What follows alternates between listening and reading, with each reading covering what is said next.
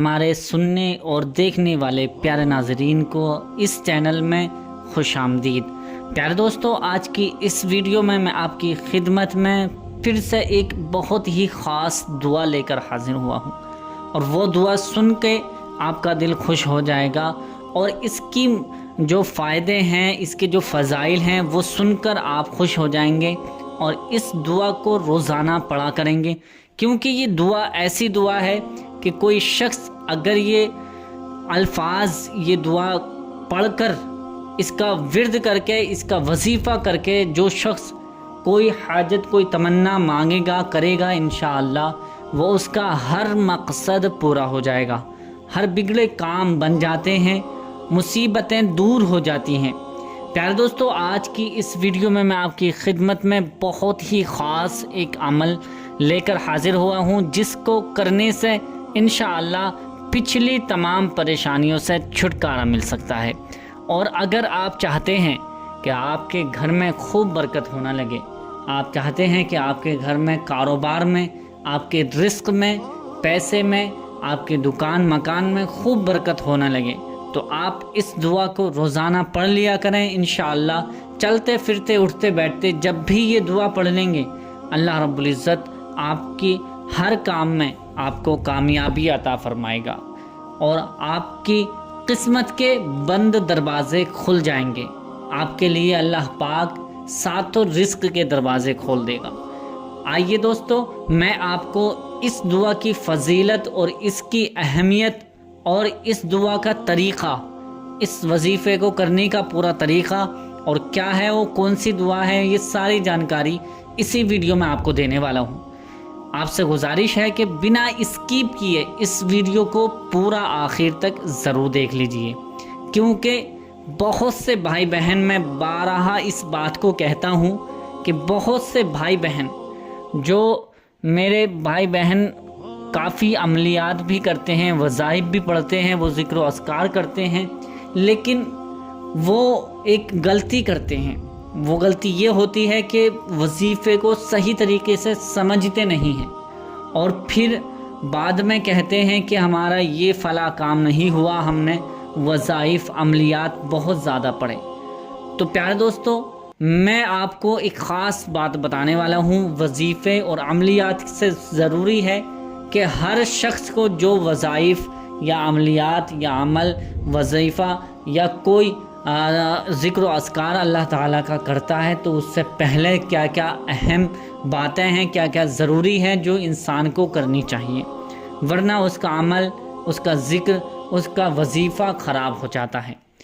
ये बहुत ही अहम बातें हैं जो मैं आपको बताने वाला हूँ। नंबर 1, सबसे पहले तो आप कभी भी ज़िक्र व अस्कार करें, अल्लाह पाक का ज़िक्र करें या वजीफ़ा पढ़ें या अमलियात पढ़ें या कोई अमल करें, तो आपको पाक व साफ़ होना ज़रूरी है, लाजमी है।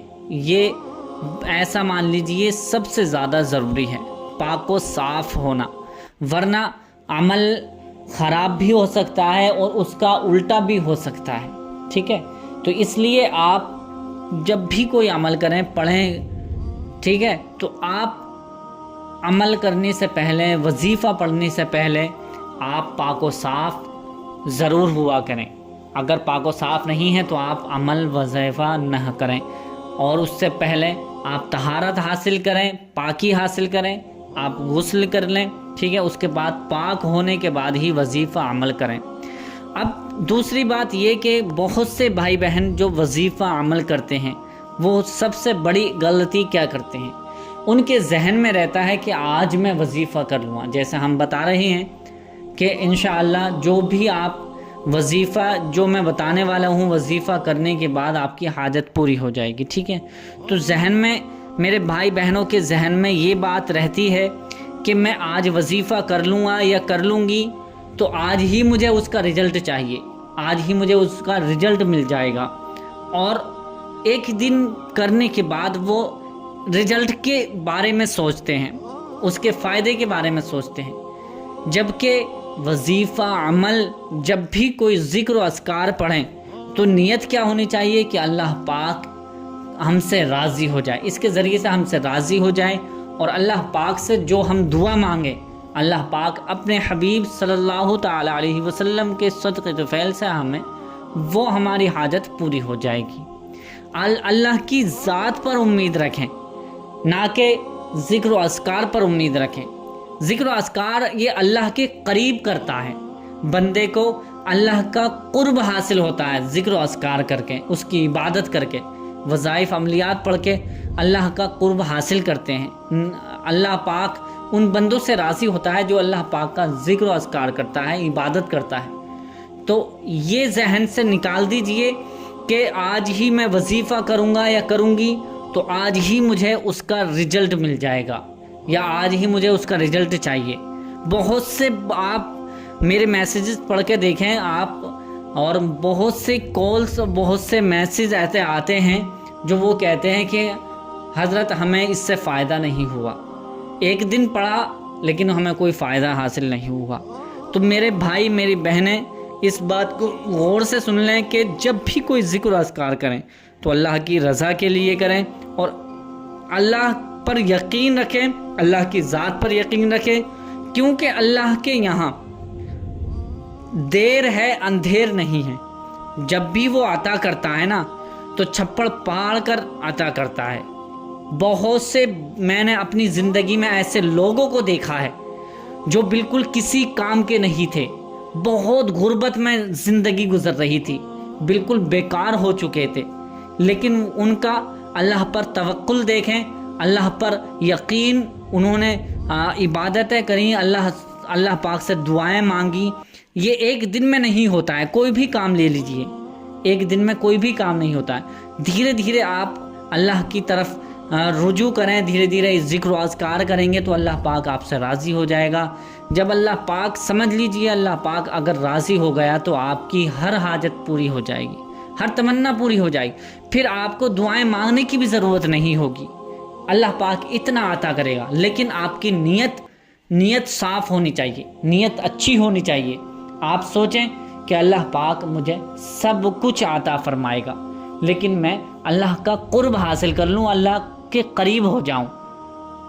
ذکر و اذکار کریں، ذکر و اذکار کرنے کے بعد دعائیں جو مانگیں گے انشاءاللہ پورا ضرور ہوگا، ٹھیک ہے؟ ہر حاجت آپ کی پوری ہوگی، ہر تمنا آپ کی پوری ہوگی، ہر مقصد آپ کا پورا ہوگا۔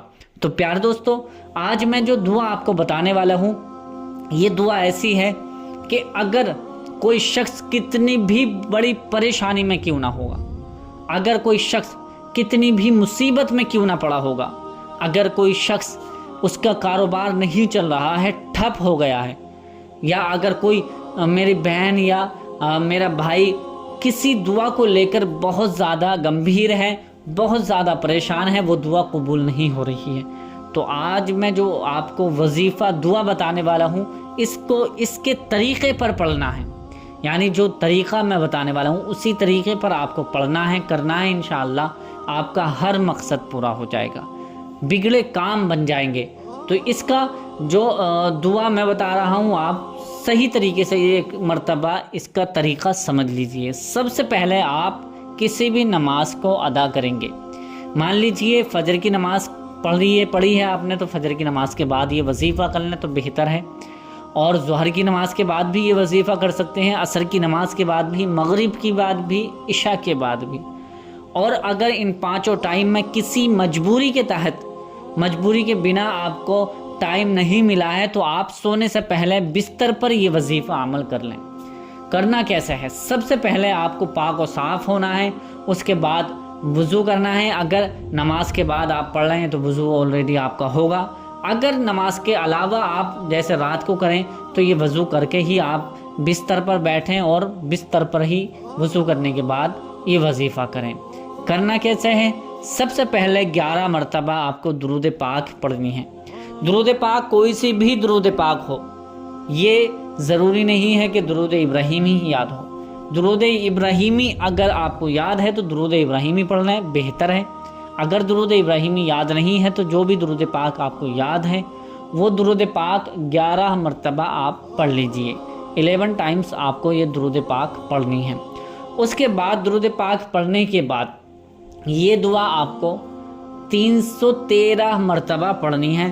لا الہ الا انت سبحانک انی کنت من الظالمین، لا الہ الا انت سبحانک انی کنت من الظالمین، لا الہ الا انت سبحانک انی کنت من الظالمین، لا الہ الا انت سبحانک انی کنت من الظالمین۔ اس طرح سے 313 مرتبہ 313 ٹائمز آپ کو یہ دعا پڑھنی ہے۔ یاد رکھیں کہ 313 مرتبہ جب ہو جائے تو 313 مرتبہ سے آپ کو زیادہ بھی نہیں پڑھنا ہے اور اس سے کم بھی نہیں پڑھنا ہے۔ 313 مرتبہ اسی طرح سے آپ کو پڑھنا ہے جس طرح سے میں نے آپ کو پڑھ کر بتایا ہے۔ میں نے 5 یا 6 مرتبہ پڑھا ہے، آپ اس کو 313 مرتبہ پڑھیں گے اسی طرح سے، ٹھیک ہے۔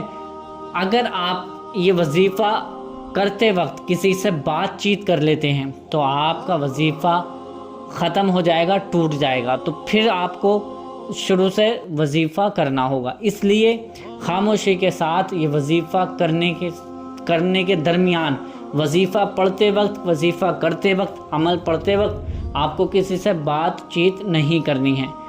شروع کرنا ہے جیسے درود پاک سے آپ شروع کریں گے، پھر درود پاک پڑھنے کے بعد یہ آیت آپ کو لا الہ الا انت سبحانک انی کنت من الظالمین، اس طرح سے آپ کو 313 مرتبہ پڑھنا ہے۔ اس کے درمیان آپ کو کسی سے بات چیت نہیں کرنی ہے۔ پھر اس کے بعد 11 مرتبہ آپ کو وہی درود پاک پڑھنی ہے جو آپ نے پہلے درود پاک پڑھی تھی، ٹھیک ہے۔ وہی درود پاک جو آپ نے 11 مرتبہ 11 ٹائمز آپ نے جو پہلے درود پاک پڑھی تھی، وہی درود پاک اب آخر میں بھی آپ کو پڑھنی ہے۔ درود پاک 11 مرتبہ پڑھنے کے بعد اپنے سینے پر دم کریں، یعنی اپنے اوپر دم کر لیں، اپنے اوپر پھونک لیں۔ پھونکنے کے بعد اللہ پاک کی بارگاہ میں دونوں ہاتھوں کو اٹھا کر اس طرح سے دعا مانگیں، اے مولا، جس طرح سے تو نے حضرت یونس علیہ السلام کو مچھلی کے پیٹ سے نکالا تھا، میری مشکلوں، میری پریشانیوں کو وہ اسی طرح سے مجھ سے دور کر دے۔